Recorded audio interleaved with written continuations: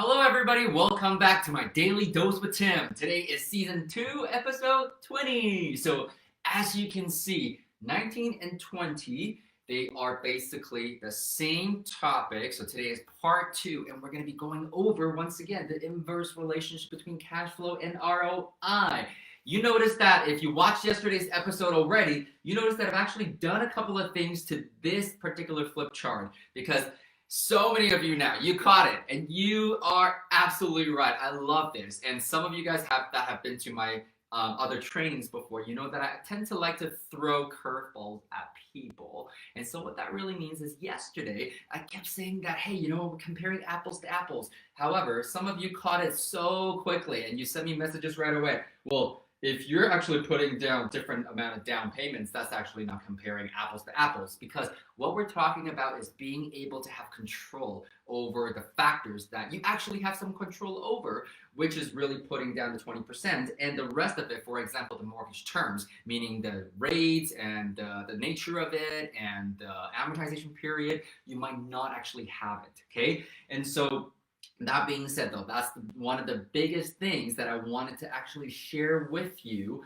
because yesterday, as you can see, the more money you put down, the more cash flow you will get. Why? Because given the calculations here, that basically means that you're decreasing your monthly expenses by a little bit. So by definition, your cash flow is going to come up, all things held equal. And by definition, that also means that your return, or cash on cash return in this case, goes up a tiny bit as well. However, I just want you to really think about when would this situation happen and how you actually can say, no, I don't want to go into that situation. Number one is the fact that people will tell you, hey, you know what, you don't qualify for this right now. However, if you put in a little bit of money, sure, you will be able to. When you do that, yeah, what they're going to sell you is based on the fact that you get to put a deal through, number one. Number two, you get to make a tiny bit more money. However, as investors, what we always look at is not just cash flow. Number two, remember, is return on investment. So what that means is your return on investment really signifies how hard your money is working. The simple question to illustrate that is, if you know your money could be making 5%, why would you want it to be making 1? If you know your money can be making 10%, why would you want it to be making 5?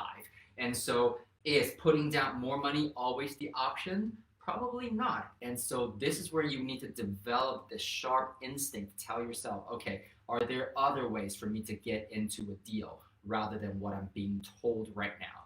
And so the funny thing about this, and why I decided to do this yesterday, is that I actually had a bit of a coaching session myself with my coach. As you guys know, learning, it's continuous learning, it's lifelong learning for me, and I will always have a mentor and a coach to guide me in different areas of life as well. And yesterday we were actually on the topic of influence, and one of the questions that was asked of me was, who is the most influential person in your life?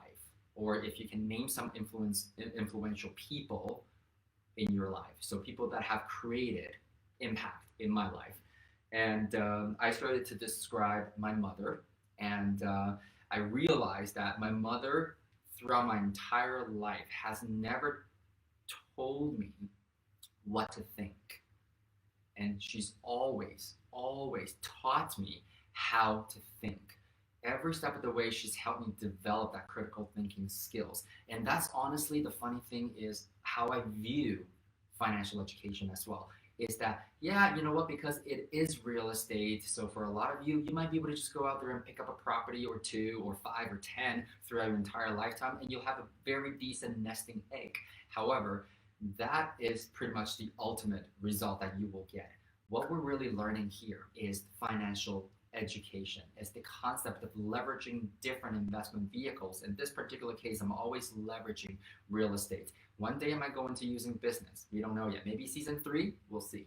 So the point is, I really want to always challenge how you think and how you can develop a sensitivity, because this is money we're talking about. And especially if it's not your money and you're playing and working with other people's money, you need to be even more sharp on developing these instincts on when you need to regain that control. Okay, so moving forward, I've already pre-written now. Let's just say that we're still going by, okay, I believe, let me refresh, $500,000 as our purchase price from yesterday's example, 20% down payment. That now will be basically comparing apples to apples, okay, in terms of what we have control over is we are budgeting for 20% down, okay. Again, lenders can come back and challenge that, or your mortgage brokers can come back and challenge that. However, right now, again, theoretically speaking, I just want to demonstrate the principle of the inverse relationship between cash flow and ROI. So 20% down, say one of you gets qualified at 3% over a 5-year term, whether it be fixed or variable. Usually we do variable.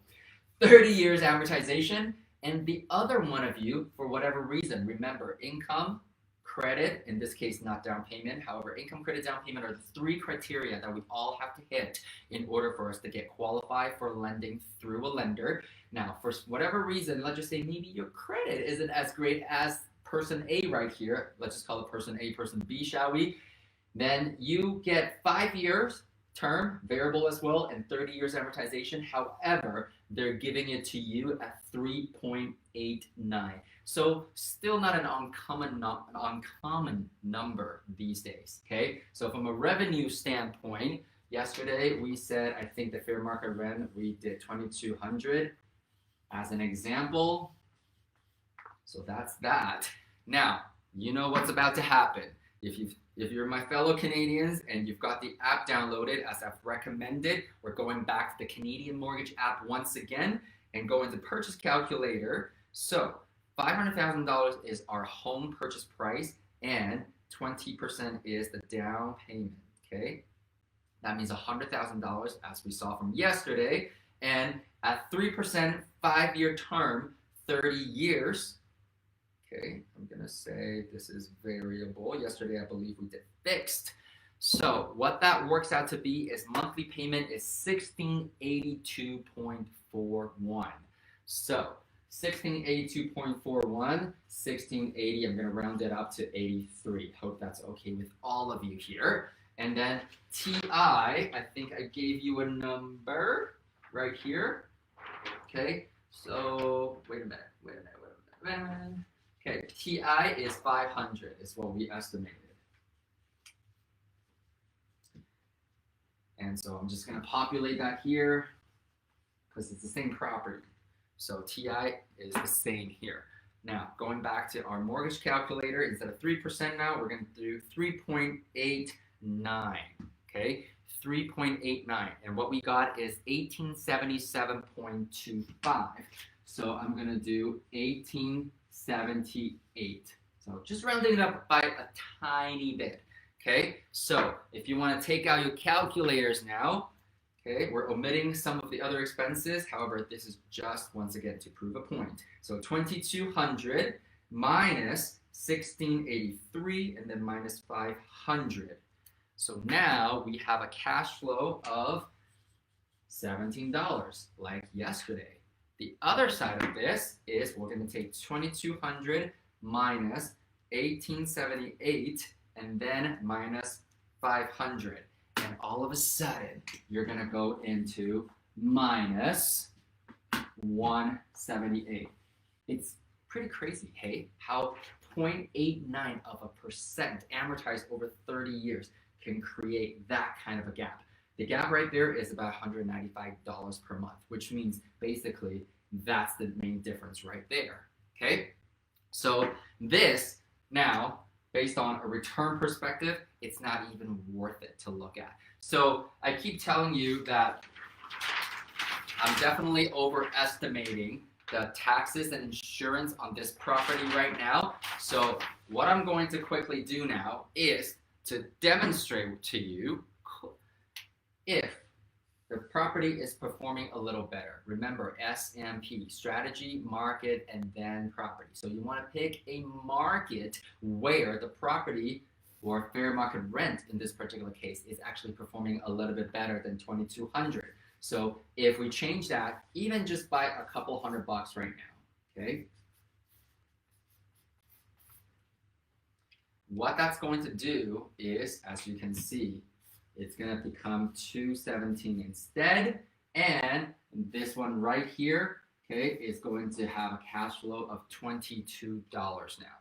So when we're doing that math, let's go back and figure out what the ROI is now, or the cash on cash return in this scenario. 217 times 12 months divided by how much money do we actually have to leave in the deal or to incur to get into the deal.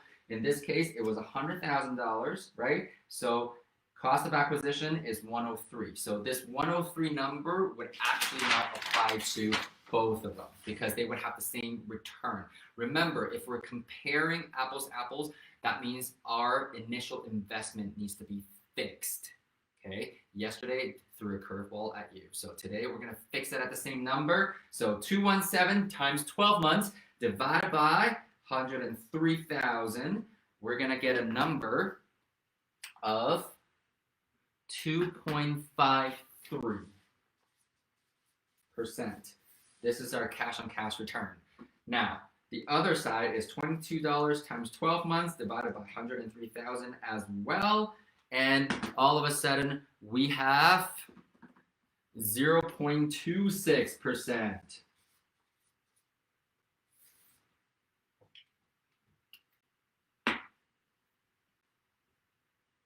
Curveball again? You got it? Okay, because what I did here is, once again, these numbers. These numbers we have no control over, okay? This number we do, that we don't. So what I want to do is I actually want to make sure that you guys are really fully picking up on the concept of all of this, which is, this is going to be your homework. Because remember, week 1 we had homework, week 2 we had homework, last week we actually didn't do homework. This week, I want you to actually think about what are the factors that would help you, okay, structure and increase the performance of your deal, okay? What are the factors? And to be more specific, what are the factors that are within your control to help you create not only better cash flow, okay, but also better return on investment, okay? Also better return on investment. So what we're going to do is we're going to park that there, and we're going to use this as your homework item. So you can see now right here, I have 3%, 3%, 25% down with the same thing, okay? And so 25-year amortization, that one should be 25-year amortization. So as you can see, okay, I'm already giving you a very, very strong hint. I'm already giving you a very, very strong hint on how this is going to work. 25%, because we already went through one example yesterday, another example today, okay? So really, it is not about this part, because this part will dictate, meaning your mortgage terms, will dictate your cash flow and your ROI to move in the same direction, okay? I want you to start to develop that sensibility, that sensitivity also to really figure out, and I'm already giving you the hint once again, this doesn't change. This is held constant. What can we do to make sure that we actually garner and generate better cash flow and return at the same time? And how that all fits into what we keep talking about, the SMP process, okay? So the SMP process, strategy, market, and properties. So that is what I'm going to leave you with today. There is homework once again, as you guys know now. So I hope you really do take the time. So for those of you that are watching from other places, make sure you also do your homework. And for those of you that are my fellow Canadians, happy Thanksgiving weekend. I know you might have a full weekend planned with dinners and families. I don't know, maybe if if we don't right now. I know we don't, but I know it's Thanksgiving weekend. Regardless, I really just want to let you know how thankful and how grateful I am for your support, for your input, for your engagement, because I can really truly see that you guys are actually interacting with me and you're learning, and you tell me that I'm adding value and I'm putting out the content, so I'm very, very grateful. And more importantly, thank you for sharing the videos with those who you think can actually start learning as well. So with that said, have a great Thanksgiving weekend, my Canadians, and live well, everybody. I will see you back here on Thanksgiving Monday next week.